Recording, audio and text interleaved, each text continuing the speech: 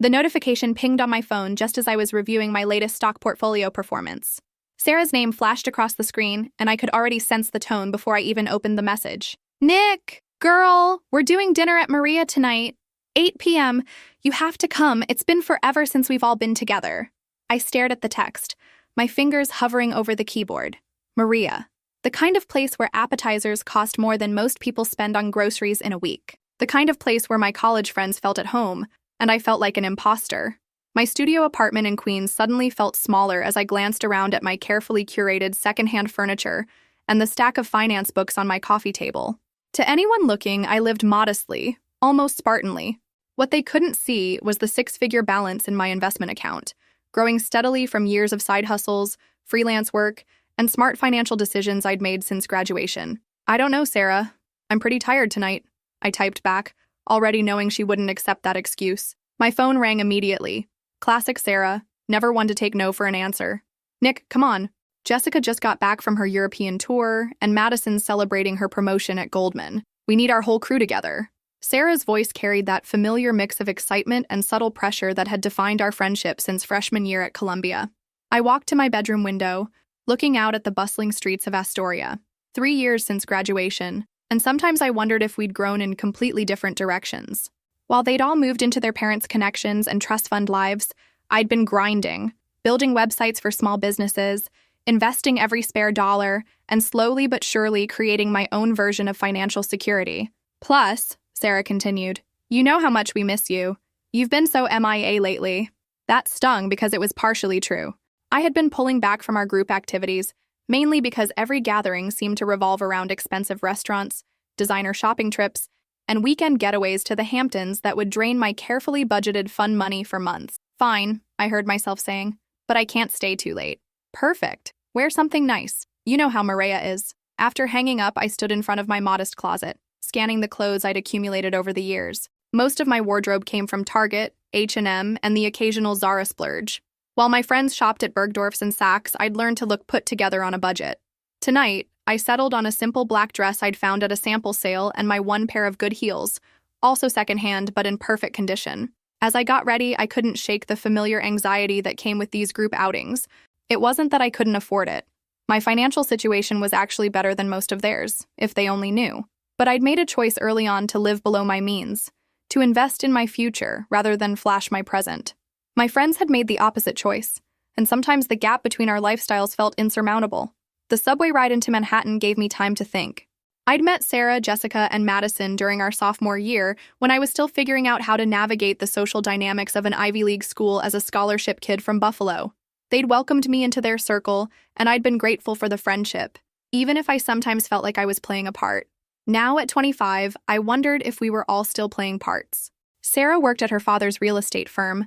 Madison had landed her Goldman job through family connections, and Jessica's art career was subsidized by a trust fund that most people could only dream of. Meanwhile, I'd scraped and saved and invested my way to a net worth that would probably surprise them all. But tonight wasn't about money, I told myself as the train pulled into Columbus Circle. Tonight was about friendship, about celebrating Jessica's return and Madison's success.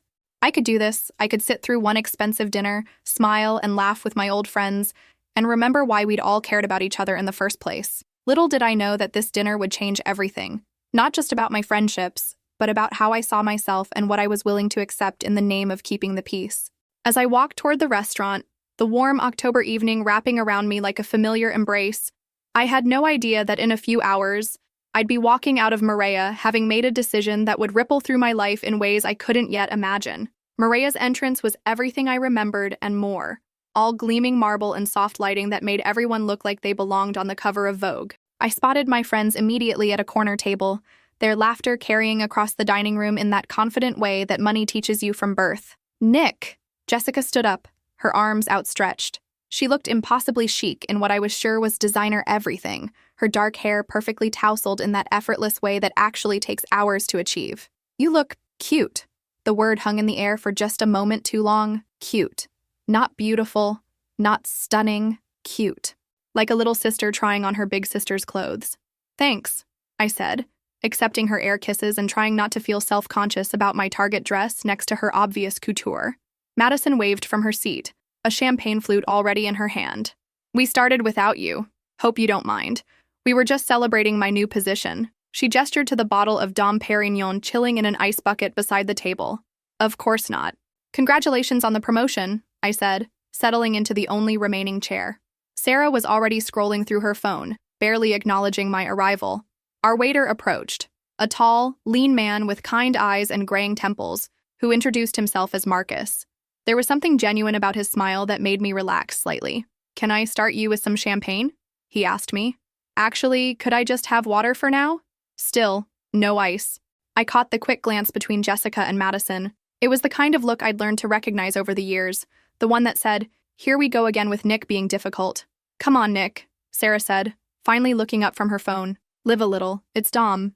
"I'm good with water, thanks." Marcus nodded without judgment and moved away to get my drink. I appreciated that he didn't make a big deal about it, unlike my friends who were already launching into their familiar routine. "So," Jessica said, settling back into her chair like she was holding court, "you guys will not believe the gallery opening I went to in Paris last week. It was at this incredible space in the Marais, and I met the most fascinating artist." As she launched into her story, peppered with French phrases and name-dropping various European socialites, I found myself studying the menu.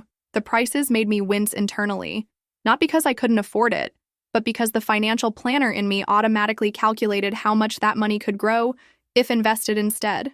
"Nick, you're so quiet," Madison said during a lull in Jessica's travel narrative.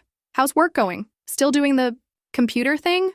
The dismissive way she said computer thing made my jaw tighten. I'd built 3 successful websites in the past month alone, but to them, anything that wasn't a traditional corporate job or family business was somehow lesser. "Web development and design, yes, business is good." "That's nice," Sarah chimed in absently. "Very entrepreneurial of you." Marcus returned with my water and took our dinner orders. My friends ordered without looking at prices. The $65 halibut, the $50 duck breast, appetizers that cost more than most people's hourly wage. When it came to me, I chose one of the more reasonably priced options, the $38 pasta dish. "Just the pasta?" Jessica asked, her eyebrows raised. "Are you sure? The seafood here is supposed to be incredible." "I'm sure, thanks." Another look passed between them. This one I couldn't quite read, but it made my stomach tighten. The conversation flowed around me as we waited for our food. Madison talked about her new corner office and the 6-figure bonus she was expecting. Sarah discussed the Hamptons house her parents were renovating. Jessica showed us photos from her first-class flights and 5-star hotels across Europe. "You should come with me next time, Nick," Jessica said, scrolling through pictures of herself at what looked like the Louvre. "I mean, I know it's expensive, but you could probably find some budget options. There are hostels in Paris that aren't terrible." The condescension in her voice was like a slap. Budget options. Hostels. As if I were some struggling artist who needed their charity and advice on how to travel cheaply. "That's thoughtful of you," I managed, taking a sip of my water. Our food arrived, and Marcus served each dish with careful attention. When he placed my pasta in front of me, he smiled warmly. "Excellent choice," he said quietly. "The chef makes this one personally. It's actually his favorite dish on the menu." "Thank you," I said, genuinely touched by his kindness. As we ate, the conversation took a turn I hadn't expected. Sarah, emboldened by the champagne, started talking about their college friends who weren't there. "Did you hear about Emma?" she said, cutting into her $75 steak. "She's still living in that tiny apartment in Brooklyn, working at that nonprofit." "I mean, I get wanting to help people, but at some point you have to think about your future, right? Some people have different priorities," I said carefully. "True," Madison nodded. "But let's be real. You can't stay broke forever just because you want to make a difference. At some point, you need to make money to survive." The word broke hit me like ice water. Were they talking about Emma, or were they talking about me? "I don't think Emma's broke," I said. "She's just choosing a different path." "Oh, come on," Jessica laughed. "When was the last time she came out with us? She always has some excuse about money, just like..." She stopped herself, but the damage was done. "Just like me." The silence stretched uncomfortably as I realized this was what they thought of me. This was how they saw my careful budgeting, my modest clothes, my reluctance to join their expensive adventures. They thought I was broke. They pitied me. Marcus appeared at our table to check on us, his presence a welcome interruption to the tension. "How is everything tasting?" he asked genuinely. "Perfect," I said, my voice perhaps a little too bright. As he moved away, I made a decision that would change everything. But first, I had to get through the rest of this dinner, sitting across from people who had no idea who I really was. The conversation had moved on to Madison's latest shopping spree at Bergdorf's, but I couldn't shake the weight of what had just happened. The way Jessica had stopped herself mid-sentence, the uncomfortable glances, the casual use of the word broke. It all crystallized into a painful clarity. They thought I was poor, not just financially struggling, but actually poor. And worse than that, they pitied me for it while simultaneously judging me. So I found these incredible Jimmy Choos on sale, Madison was saying, pulling up photos on her phone. Only $800 down from $200. I literally couldn't not buy them. Only $800, Sarah echoed approvingly. That's practically stealing. I stared down at my pasta, my appetite completely gone. $800 was more than most people I grew up with spent on rent. But to them, it was a bargain, a steal, practically nothing. Nick, you're being awfully quiet, Jessica observed, her voice carrying that fake concern that wealthy people use when they want to appear caring. Everything okay? I'm fine, I said, not looking up from my plate. Are you sure? You seem, I don't know, stressed lately. Money troubles can really weigh on a person. The words hung in the air like a toxic cloud. Money troubles. She'd actually said it out loud. I don't have money troubles, I said quietly, my hands gripping my water glass a little too tightly. Oh, honey. Sarah reached across the table and patted my hand condescendingly. It's okay. We all struggle sometimes. Remember when Jessica had to ask her parents for help with her apartment deposit? That was different, Jessica protested. That was just cash flow. My trust was tied up in some boring investment thing. Right, Madison nodded sagely. There's a difference between being temporarily cash poor and actually being, she gestured vaguely in my direction. Actually being what? I wanted to scream. Actually being what, Madison? Look, Sarah continued, her voice taking on that tone people use when they think they're being helpful. We've all noticed you've been different lately. Turning down dinners, not coming to the Hamptons, wearing the same outfits. And that's totally fine. Not everyone can afford this lifestyle. The patronizing kindness in her voice was worse than outright cruelty would have been. They thought they were being understanding, supportive friends. They had no idea they were systematically dismantling my dignity with every word. Maybe we should start doing more budget-friendly things, Jessica suggested brightly. Like happy hours instead of dinner, or maybe some of those cute little places in Brooklyn you probably know about. Cute little places in Brooklyn, because obviously that's where poor people like me belonged. Marcus appeared at our table again, refilling water glasses and asking if we needed anything else. His presence was the only thing keeping me grounded at this point. Actually, Madison said to him, could we see the dessert menu? I'm thinking about the chocolate soufflé. Of course, Marcus replied with a smile. I'll bring those right over. As he walked away, Sarah turned back to me. You probably want to skip dessert though, right? They're pretty pricey here. And that was it. That was the moment something inside me snapped. I looked around the table at these 3 women I'd called friends for nearly 8 years. Sarah, who'd never worked a day in her life but acted like her father's real estate connections made her a business expert. Madison, who'd gotten her Goldman job through her uncle and thought that made her financially savvy. Jessica, whose art career was subsidized by family money she'd never had to earn. And they thought I was broke. They thought I was the charity case, the friend they kept around out of kindness, the one who needed their understanding and budget-friendly suggestions. I reached into my purse and pulled out my phone, opening my banking app. The screen showed numbers that would probably shock them into silence. My checking account balance, my savings, my investment portfolio that had grown by 30% this year alone, through my own research and careful planning. For a moment, I considered showing them. I imagined their faces when they realized that quiet, broke Nick actually had more liquid assets than any of them. That while they were spending their parents' money and living paycheck to paycheck despite 6-figure salaries, I'd been building real wealth. But then I looked at Marcus, who was approaching with the dessert menus, and I realized something else.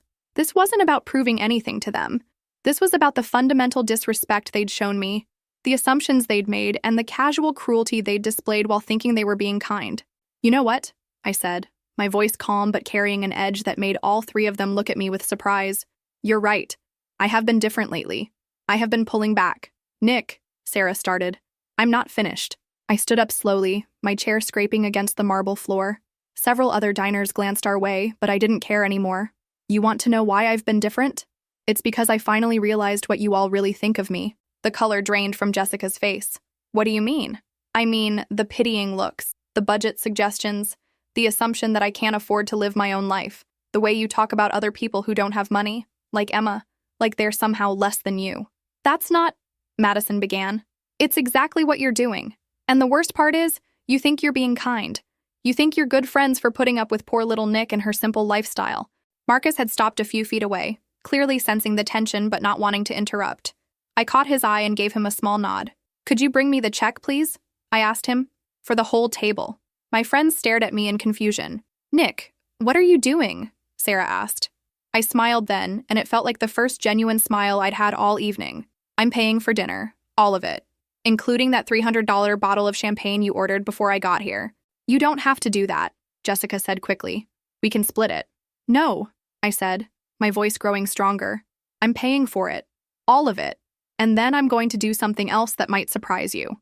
Marcus returned with the check, and I could see him trying to keep his expression neutral as he placed it discreetly beside my plate. I didn't even look at the total before handing him my Black American Express card. The same card that had no preset spending limit because of my excellent credit and substantial assets.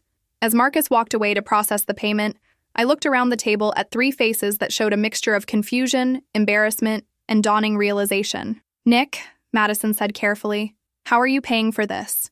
I sat back down and folded my hands in my lap. The same way I've been paying for everything else in my life, Madison. With money I earned myself. Marcus returned with my card and the receipt, his professional demeanor intact despite the obvious tension at our table.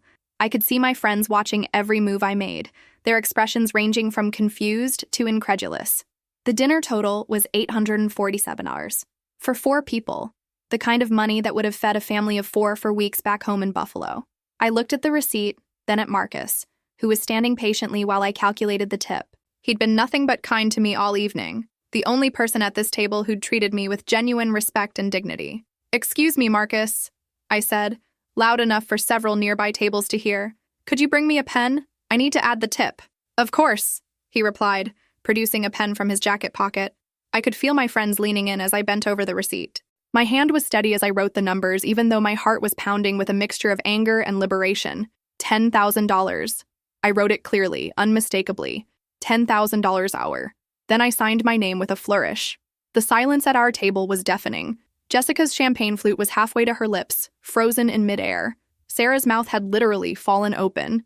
Madison was staring at the receipt like she was trying to decode a foreign language.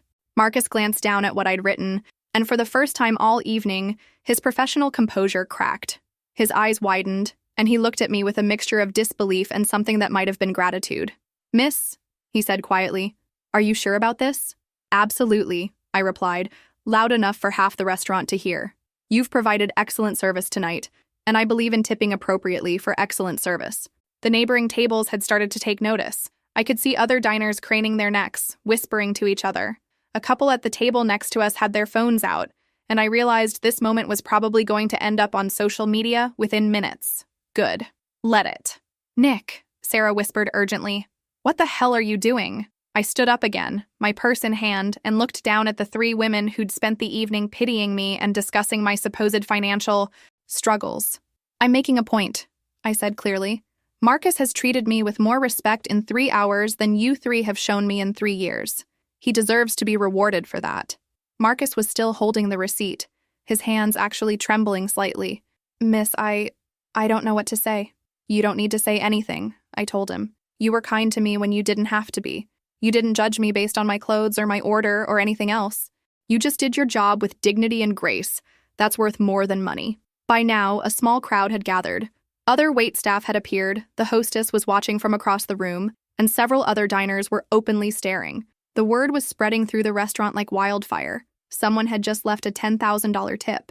Nick, sit down, Jessica hissed. You're making a scene. I'm making a statement, I corrected her. There's a difference. I turned back to Marcus, who was looking at me like I just handed him a winning lottery ticket. The tip is real, I assured him. My card will clear, and you'll receive every penny of that money. What you do with it is up to you, but I hope it helps. Ma'am, he said, his voice thick with emotion. This changes everything for me. My daughter's been accepted to nursing school, and we've been trying to figure out how to pay for it. This is going to change her life. And that's when I understood why I'd done it. Not just to shock my friends or prove a point about their assumptions, but because Marcus deserved it, because kindness should be rewarded, because in a world where people like my so-called friends look down on service workers while throwing around money they'd never earned, someone needed to recognize the dignity in honest work. You have a daughter in nursing school? I asked. Yes, ma'am. She's brilliant. top of her class in all her prerequisites. But the program is expensive, and with my wife's medical bills, he stopped, clearly not wanting to overshare with a stranger. Well, now you don't have to worry about that, I said firmly. Education is the best investment anyone can make. The restaurant manager had appeared, looking nervous and excited in equal measure. Is everything all right here? She asked. Everything's perfect, I said, looking directly at my three friends. Absolutely perfect. Sarah finally found her voice. Nick, this is insane. That's $10,000. Do you have any idea what you could do with that money? I laughed then, the sound carrying across the suddenly quiet dining room. Actually, Sarah, I know exactly what $10,000 can do. I know what it can buy, what it can build, what it can change. That's the difference between us. What's that supposed to mean? Madison demanded. It means I've earned every dollar I've ever spent. It means I know the value of money because I've worked for it. It means I understand what real wealth is. And it's not the trust funds and family connections you've been coasting on your entire lives. Jessica was looking at me like she'd never seen me before.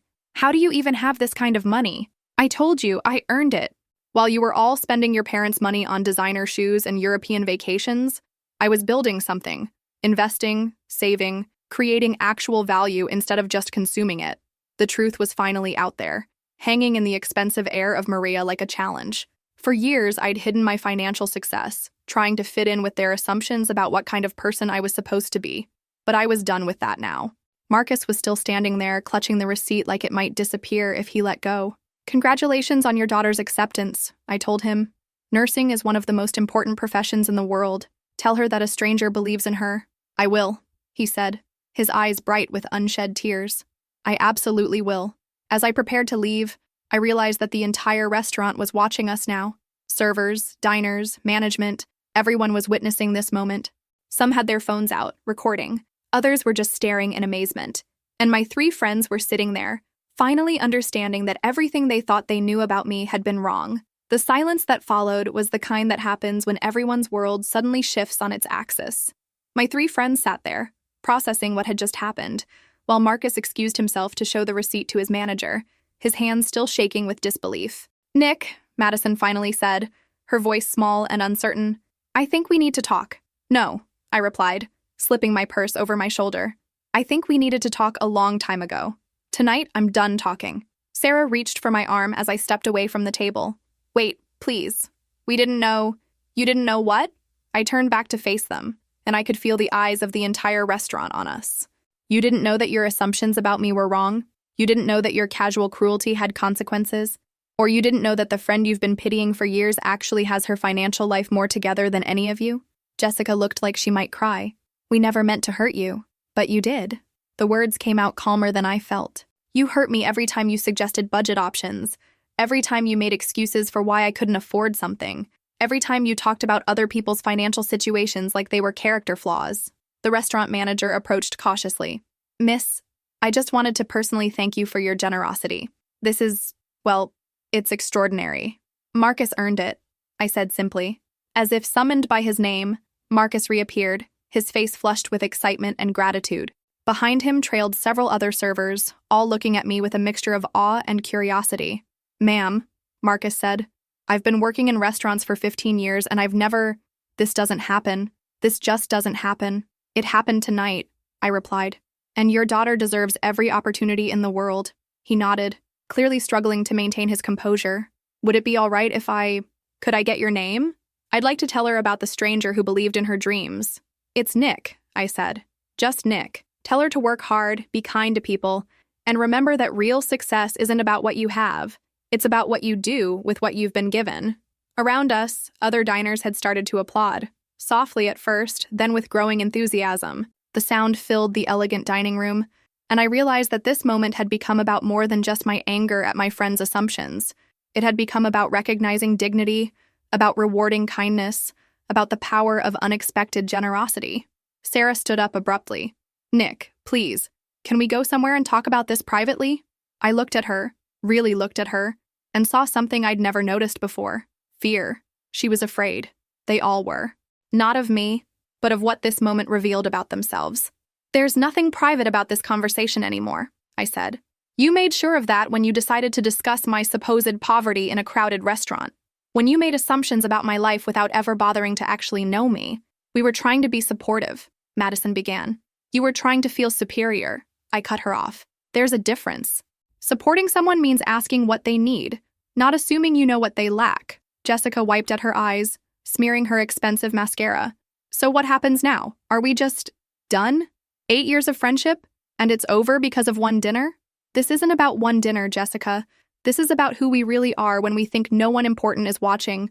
Tonight you showed me who you really are, and I showed you who I really am. I pulled out my phone and opened my Uber app. I'm going home now, to my studio apartment in Queens that I own outright, by the way. No mortgage, no parents' money, just my own hard work and smart financial planning. The Uber was 3 minutes away. Marcus approached one more time, his voice quiet enough that only I could hear. I don't know why you did this, but I want you to know that it matters. Not just the money, though that's life-changing, but what you said about dignity and kindness. My daughter's going to hear that story for the rest of her life. Good, I said, meaning it. The world needs more people like her, people who work hard and treat others with respect. As I headed toward the restaurant's exit, I heard Sarah call my name one more time. I turned back to see all three of them standing by the table, looking lost and confused in their designer clothes and expensive jewelry. Nick, Sarah said, her voice carrying across the dining room. How do we fix this? I paused at the door, considering the question. Around us, the other diners were still watching, still whispering about what they'd witnessed. The servers were buzzing with excitement about Marcus's incredible tip. The manager was probably already calling the owner to report the evening's events. You can't fix this, I said finally, but you can learn from it. You can stop making assumptions about people based on their clothes or their choices. You can start treating service workers with the respect they deserve. You can maybe figure out the difference between having money and understanding its value. The October night air hit me like a benediction as I stepped outside Maria. My Uber was pulling up and I felt lighter than I had in years. Not because I'd spent $10,000.